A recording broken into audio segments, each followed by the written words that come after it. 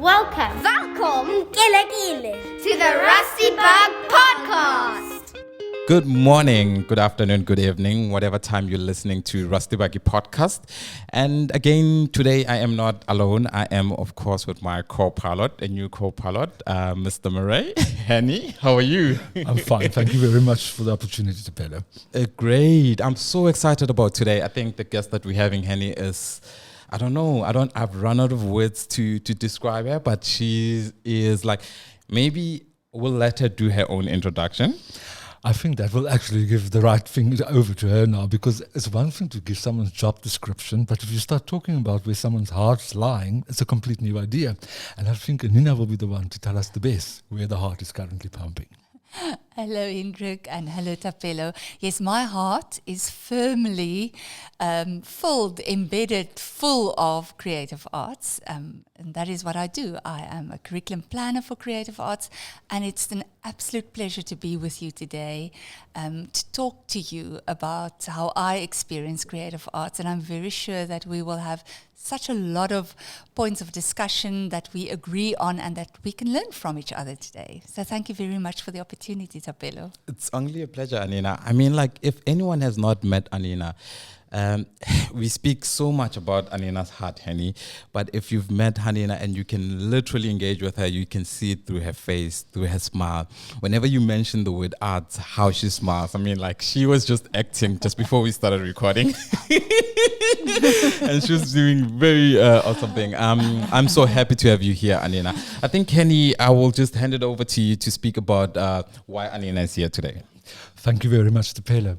Yes, Anina, so we are 3 weeks away from the second Creative Arts Conference this year. And I think also from me personally, it was very important right from the beginning that we get that partnership and the connection with the WCD correctly, and that we actually bring them on board to take this message further. This year, we are in a very fortunate position with the funding made available by the WCD that we can now offer 1,000 sponsored tickets that will bring those people on board that could not afford previously. I would just like to ask from you today, what do you think is the role of the department in this conference going forward? Well, I think the role of the department is really to support this school with such a fantastic venture. The fact that the school has gone on their own accord and decided, that creative arts is a priority and that it should be flagged and it should be emphasized and made known, the arts made known through this conference is absolutely in line with what the WCD stands for. The WCD stands for the development of the arts, and obviously not just the arts, but an array of subjects within the STEAMAC approach. For us to be part of this project and to be able to sponsor tickets, maybe 1,000 tickets, that translates into hundreds of thousands of children.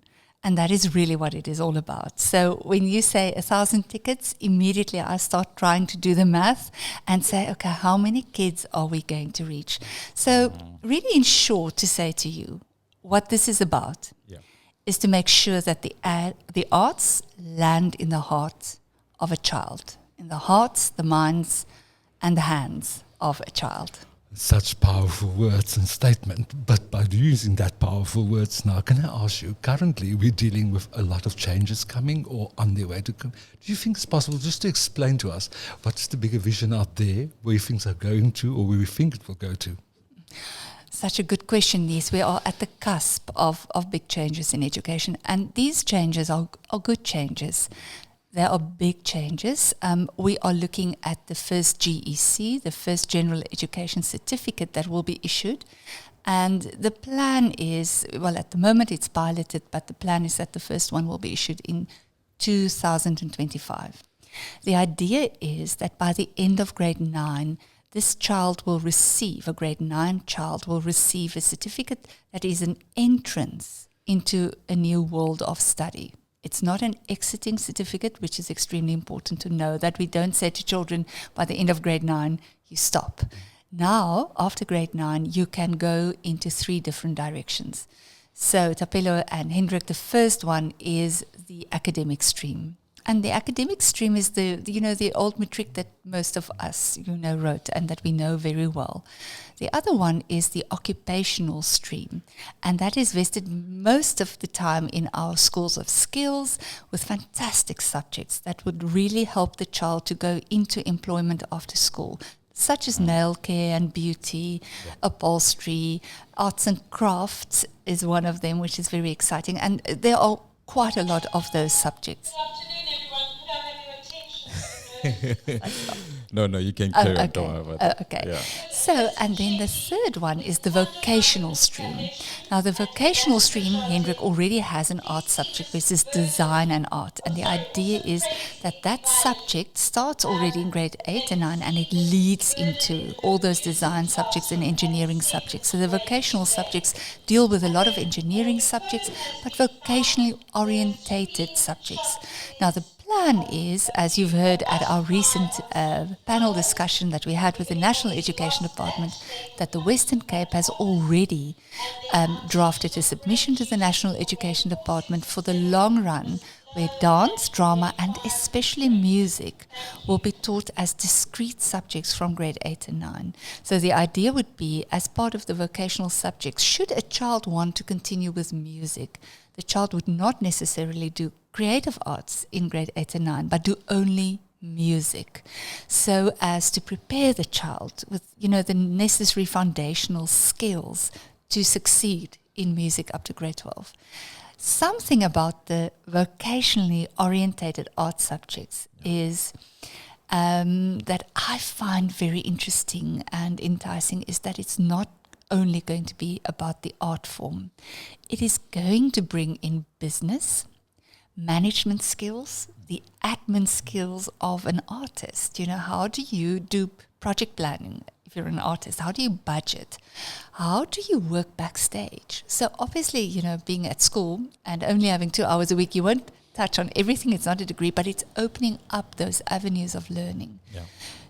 So that's where we are going to. Very interesting times. So I'm going to throw something in the pot here, and it's wonderful to hear what we're going to do with this vocational subject. Tell me quickly, do you see that as a movement towards project-based learning if we think the other components we would like to touch in future? Absolutely. Project-based learning is definitely on the cards. As part of the GEC, the GEC is a certificate, but the child will do 3 assessments to, be awarded a GEC. Now, one of those assessments is firmly embedded in the whole project-based learning approach or methodology.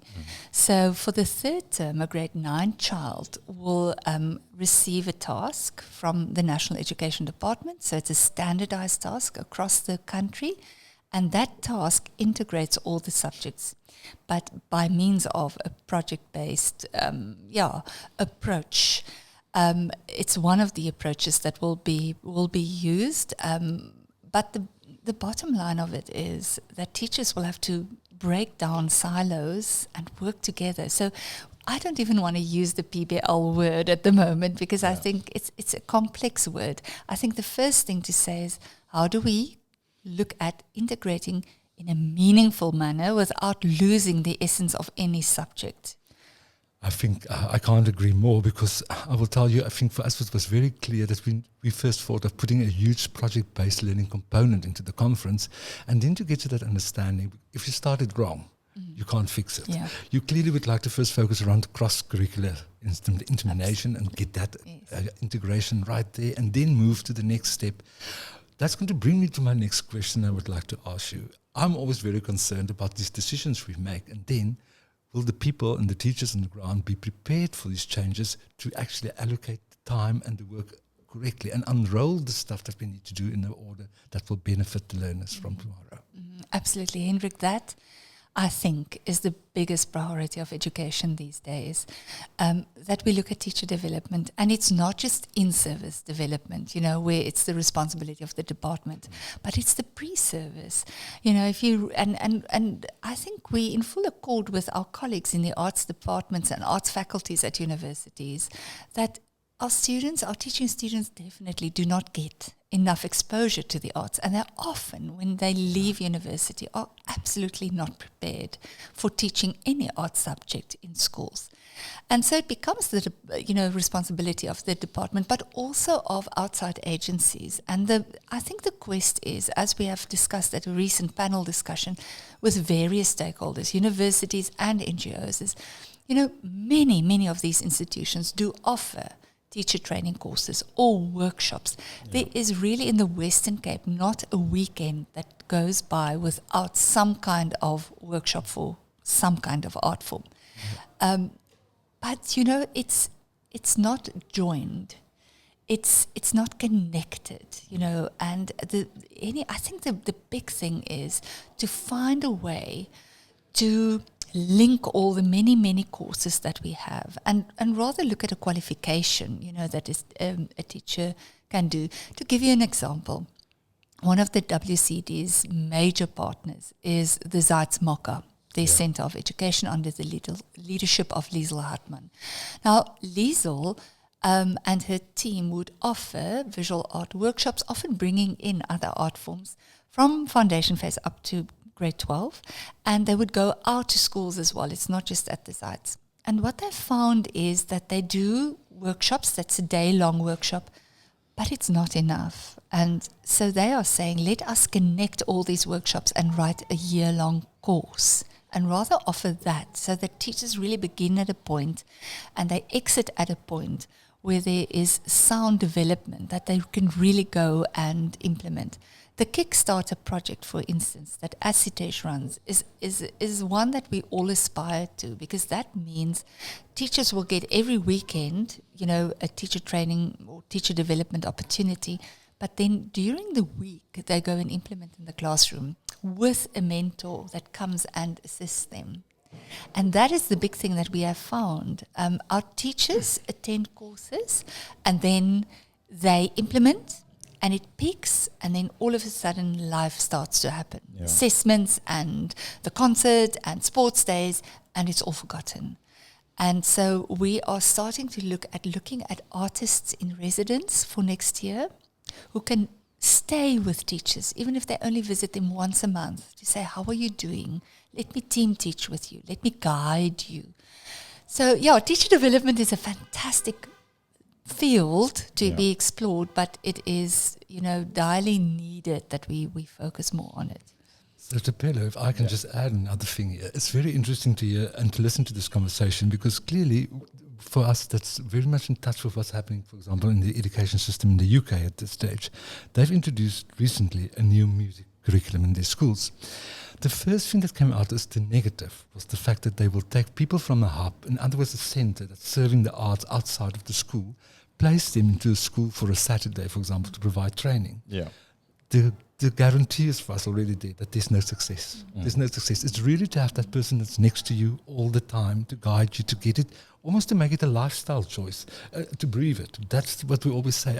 And I can only refer to music as a huge thing for us to understand. Music teachers, if you want to be a music teacher that's got an impact on the community and your school community, it's not really something that you switch on in the morning when you climb out of your car. It's something that you take with you in the aisle when you do your shopping at Pick n Pay. Yep. You hear stuff, and you need to apply the whole time to keep the engagement going for children.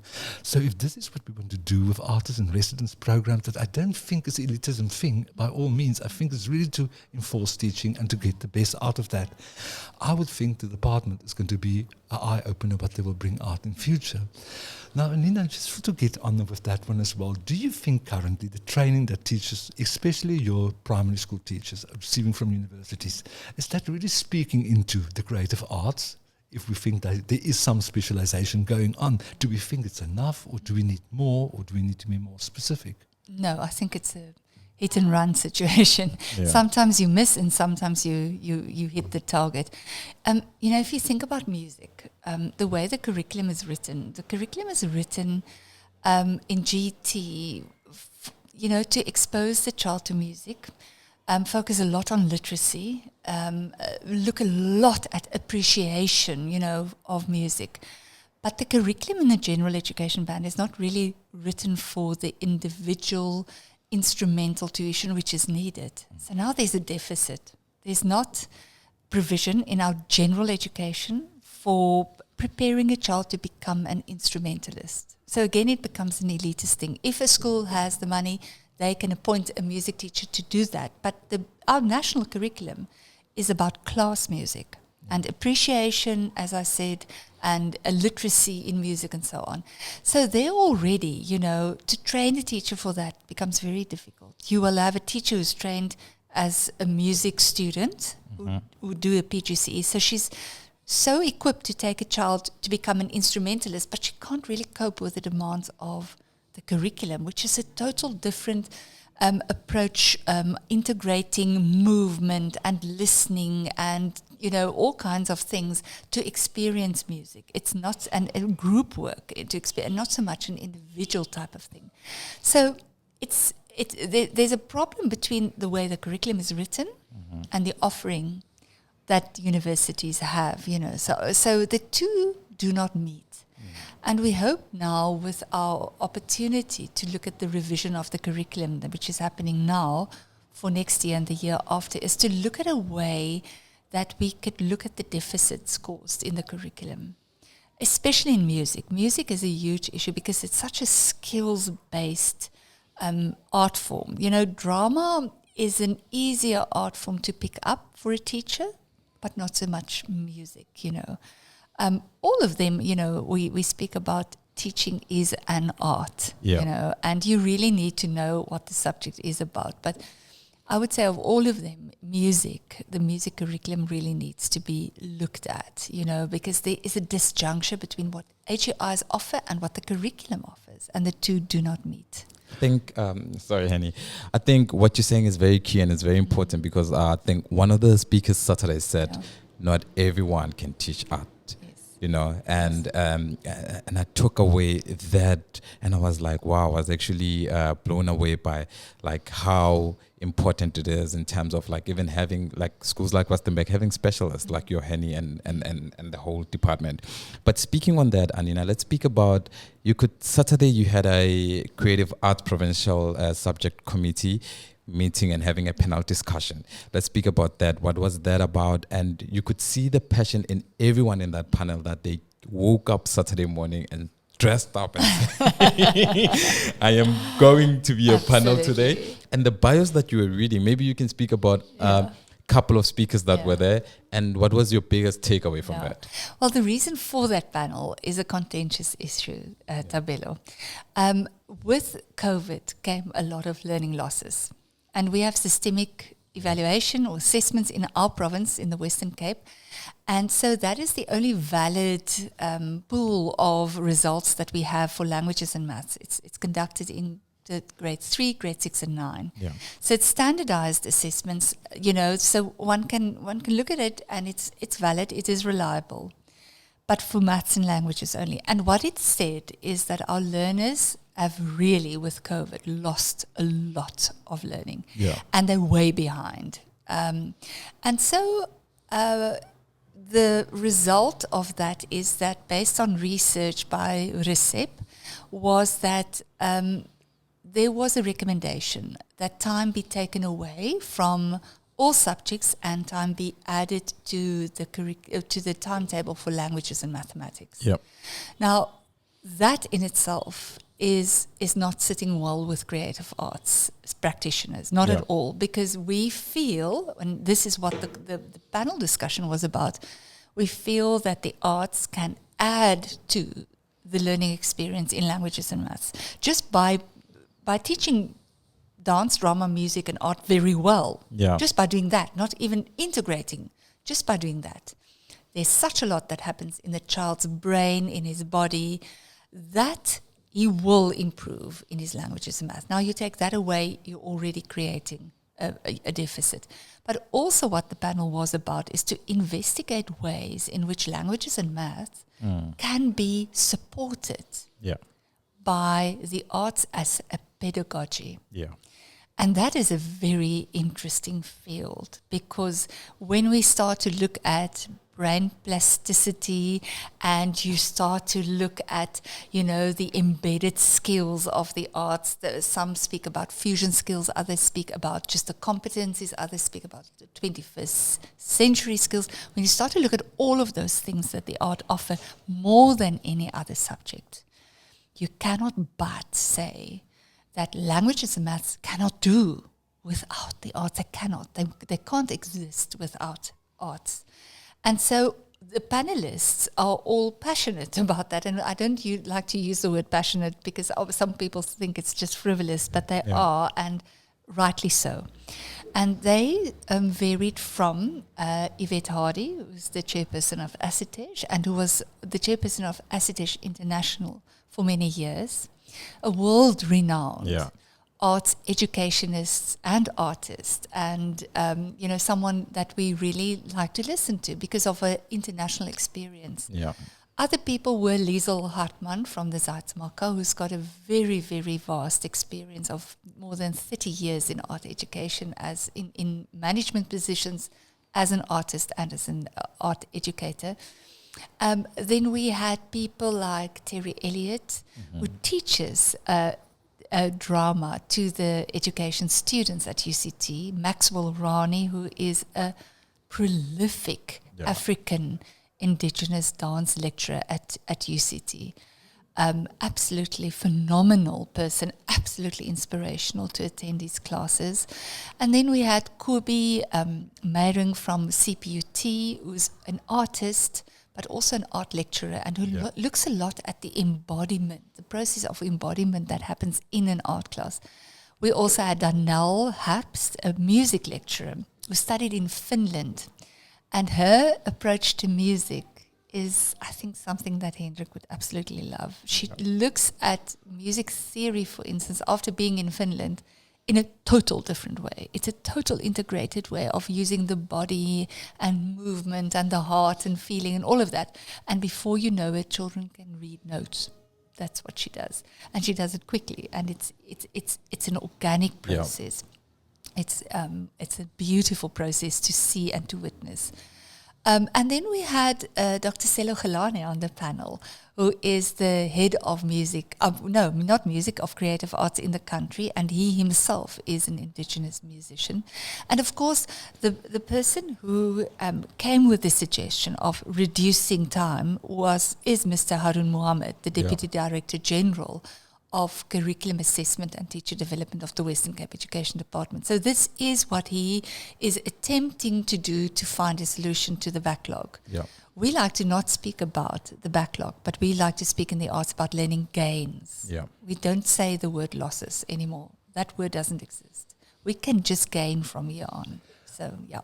Dr. Pello, I want to ask something quickly. I just want to say I love the fact that we don't talk about the losses. My concern always about the fact that we need to gain time, and that is, I am almost convinced that in certain school environments, we're going to add extra time to the core subjects to gain from that, and it will happen like that. My concern is if we don't get teachers all the buy-in to this, what will happen in majority of our schools with extra time being allocated? Are we sure it's going to roll itself out to benefit to learners or not? Yeah, that is a huge concern. Because if you add an extra half an hour to a language class, and a teacher is maybe not trained as a language teacher, which is really not it's very often that we find that it might happen that she just gives another comprehension test to the child for that half an hour, and that is what they complete. So there's no real, learning. So our solution in the Curriculum Directorate is to rather look at the foundation phase, because our grade 4s are the ones that are really battling after COVID. And to look at, in our foundation phase, they look at the synthetic phonics approach, which is an approach to reading that really reaps the rewards. And to say to our intermediate phase language teachers, let's go and learn from our foundation phase teachers and bring that in. And take your time that you have, but rather bring that in. And bring in the methodologies in the foundation phase that help a child who cannot read, because we have to be very clear about this. The children can't read. Our children can't read and write, so they can do nothing. So we have to help them. So rather look at instead of giving time looking at new methodologies. Now, I can see you sitting at the edge of your seat because how can you do a class in any art form without reading, writing, speaking, and listening? So I showed Mr. Mohammed the creative arts lessons, and my field is drama, so I gave him grade 7 drama lessons, and I said, look at this. Every period, you speak, you listen, you read, you write. And when you read and you speak not only, yes, they say speak about, reading with meaning, reading with comprehension. Yeah. Fantastic. We go beyond that in the arts. We read with comprehension and then we interpret to perform. So, you can't perform if you didn't interpret. You can't interpret if you didn't understand. So the arts really take reading to the highest cognitive level. I just get so excited. Sorry, I had to say that. I just get so excited because I get that feeling that finally now, and I just listened to a radio broadcast yesterday afternoon after the educationalist Dr. Yuri Hubert spoke about, and I was very fortunate that he was one of the lecturers that worked with me when I was much younger. But what he said made so much sense, and he's referred to the silos that we create in schools, and then his main problem is currently with the stop at the end of grade 3, the foundation phase, that the grade 4 teacher will never go back to the grade 3 teacher to ask, how did you get this right, in order to take it on? Yeah. And if we want to gain now from whatever we lost in the process or whatever didn't happen, I think if we don't have that cross-examination, it's not going to work. There will be lots of reflection needed, especially in grade 4, that needs to look back at grade 3 to see how it was done, because clearly grade 4's got their own methods and their own ways of teaching. They will need to take that step back to look at the foundation phase and maybe reinforce that. And it came out so wonderfully yesterday afternoon because he did refer to his own granddaughter, that's 9 years old, that's a very avid reader. And recently the teacher was upset with her and said to her, you're reading too fast. I think you need to go and lie on the couch and wait for the others to catch up with you. Now that is the warning sign. If we allow extra time, how many girl or how many children is going to end up in a couch to wait for us to catch up? Are we taking that away from them? I also can't see the answer. I just feel very comfortable that I get the feeling that the Department of Education, the Western Cape Department, is really driving this to the best of the ability that everyone will gain at the end. Yeah, I think a few of the approaches that you would like is, that synthetic phonics approach that we're trying to bring in. And then, of course, LAC, language across the curriculum.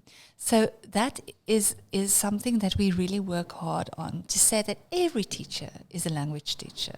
Whether you're science or maths, or what, you're a language teacher. You teach and we had that conversation on Saturday where the language of the art form is extremely important. That children understand what is meant with texture and line and tempo and pace.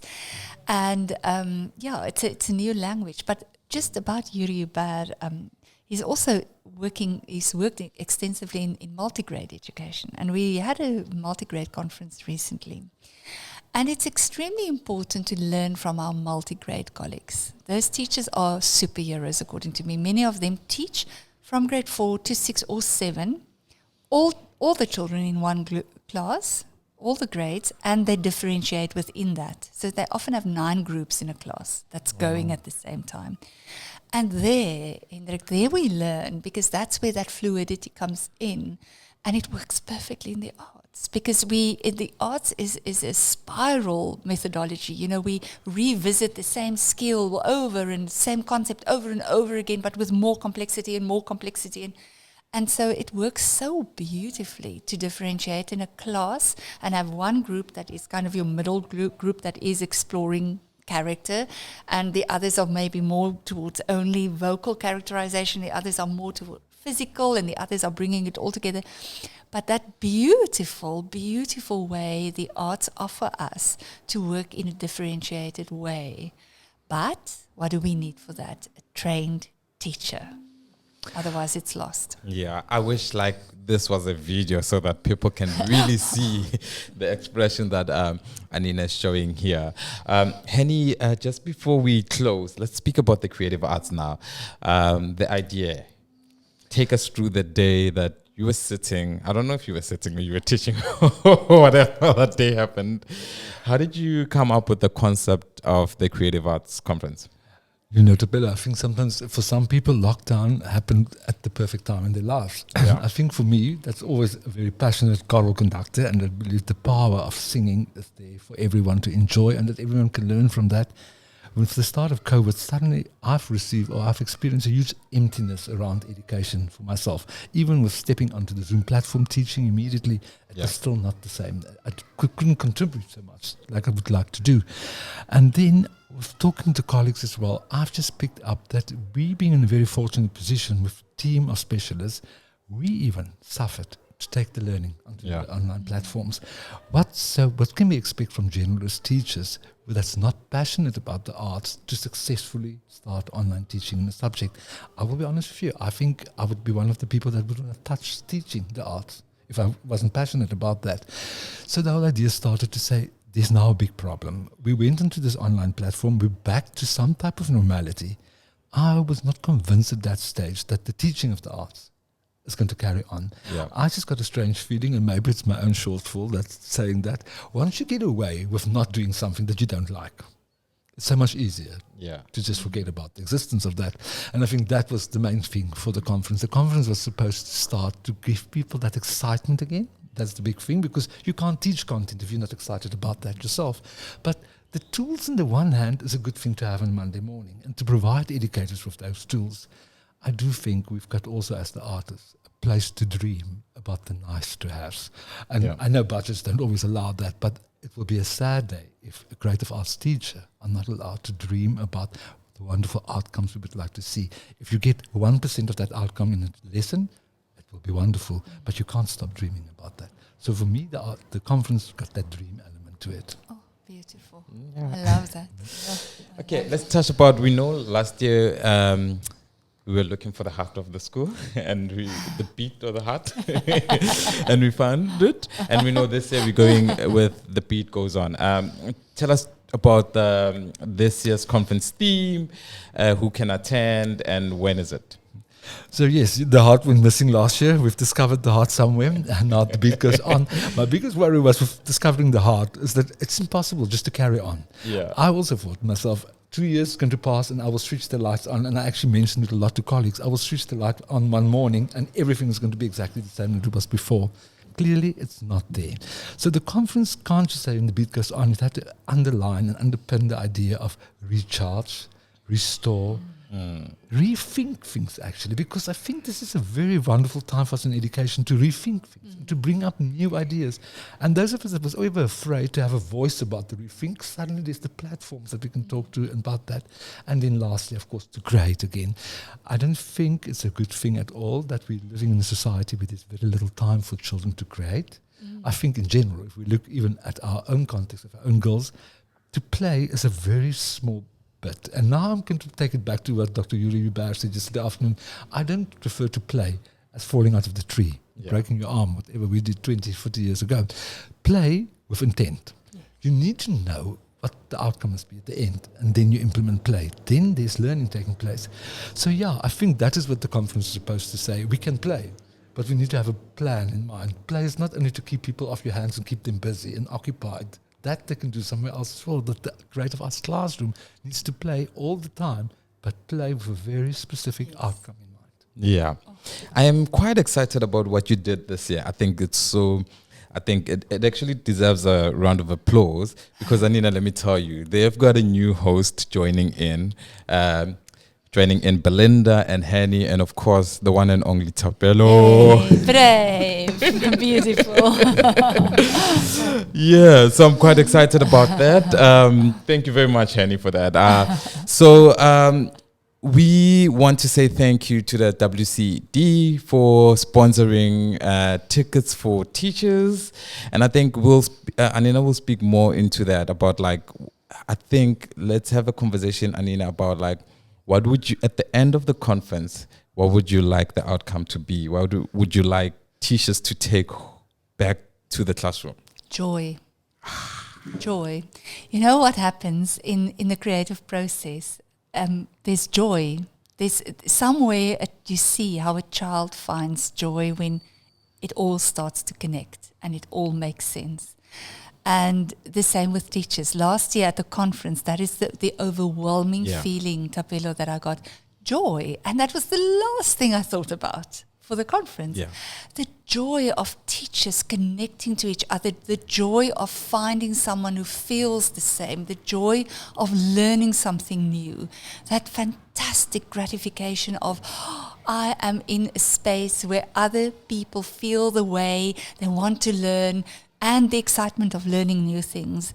And so it sounds very simple, but I think it is profound, because there are not a lot of subjects or areas in education these days where there's joy to be found. And it's real joy. So that's why WCD is in there.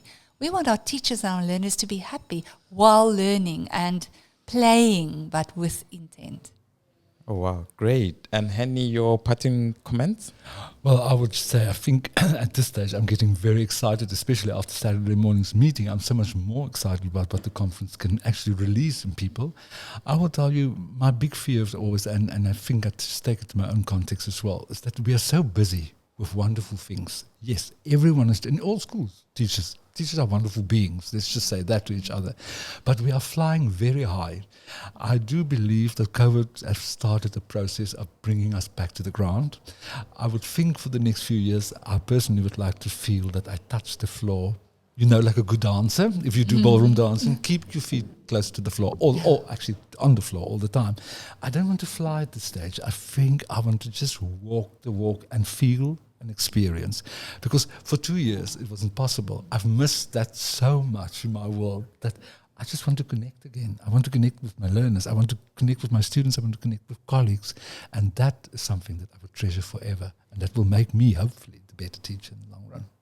Great. Thank you very much to my co-pilot, Henny, and of course our guest, Anina. And if you want a ticket, you can visit www.schoolscape/creative-arts, or you can contact Mrs. Pam Heiberg at PAMHEI@rgjs.org.za, or alternatively, you can email cac@rgjs.org.za. Thank you.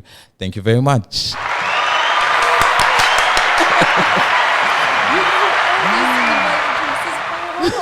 Wamkele, wamkele, wamkele, kile.